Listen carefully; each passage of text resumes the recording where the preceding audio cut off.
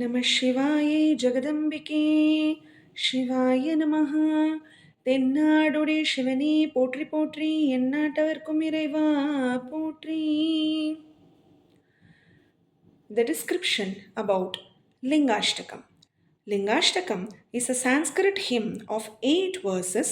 That's why it's called as Ashtakam, praising the Shiva Lingam, a symbolic representation of Lord Shiva, highlighting its divine attributes, power to destroy negativity, and the role as the source of creation, often attributed to Adi Shankaracharya.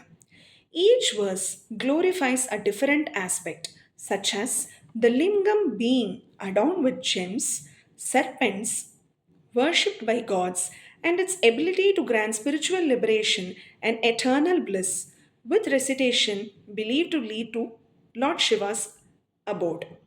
The key meanings and themes are: symbol of creation. The lingam represents the universe origin, the divine energy of Shiva and Shakti.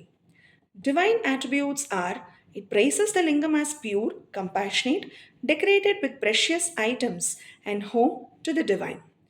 Destruction of negativity states that the lingam destroys sins, worldly sorrows, and the cycle of birth and rebirth. That's why we are attaining moksha. Universal worship notes that Brahma, Vishnu, gods, and sages all worship the lingam. The path to liberation, that's the moksha, is by reciting the hymn that brings peace, positive energy, and helps devotees attain Shiva's realm. Structure of this is because an ashtaka means a poem of 8 verses and stanzas that we already know. Each verse typically ends with Tat Pranamami Sada Shiva Lingam, which means I bow to that eternal Shiva Lingam. And the significance of chanting this shloka: this is chanted to invoke Lord Shiva's blessings, especially during auspicious times like Mahashivaratri. Brings mental peace, removes negativity, and fosters spiritual awakening. So, on this auspicious night of Mahashivaratri, shall we chant this shloka and invoke the blessings of the Almighty and attain the abode of Shiva? Srilingashtakam. ब्रह्ममुरारिसुरार्चितलिङ्गं निर्मलभासितशोभितलिङ्गम् जन्मजदुःखविनाशनलिङ्गं तत्प्रणमामि सदा शिवलिङ्गम् देवमुनि प्रवरार्चितलिङ्गं कामदहनकरुणाकरलिङ्गम् रावणदर्पविनाशनलिङ्गं तत्प्रणमामि सदा शिवलिङ्गम्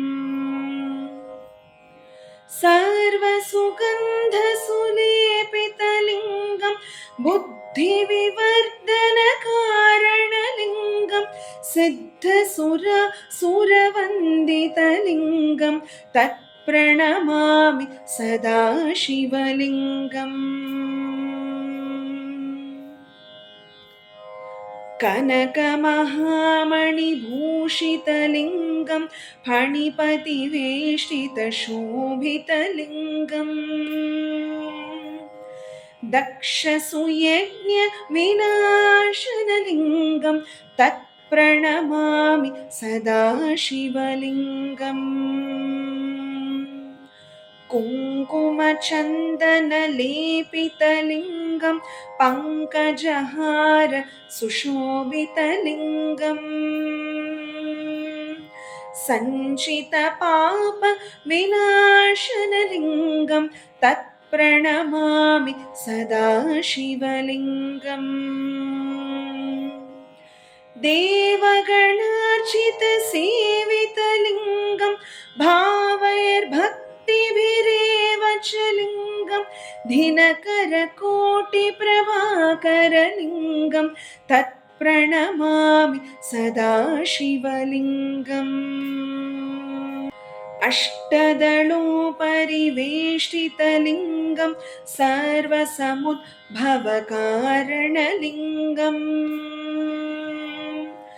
अष्टदरिद्रविनाशनलिङ्गं तत्प्रणमामि सदा शिवलिङ्गम् सुरगुरुसुरवरपूजितलिङ्गं सुरवनपुष्प सदार्चितलिङ्गम् परात्परं परमात्मकलिङ्गं तत्प्रणमामि सदा शिवलिङ्गम् लिङ्गाष्टकमिदं पुण्यं यः पठेत् शिवसन्निधौ शिवलोकमवाप्नोति शिवेन सह मोदते। नमः शिवाय। जगदम्बिके।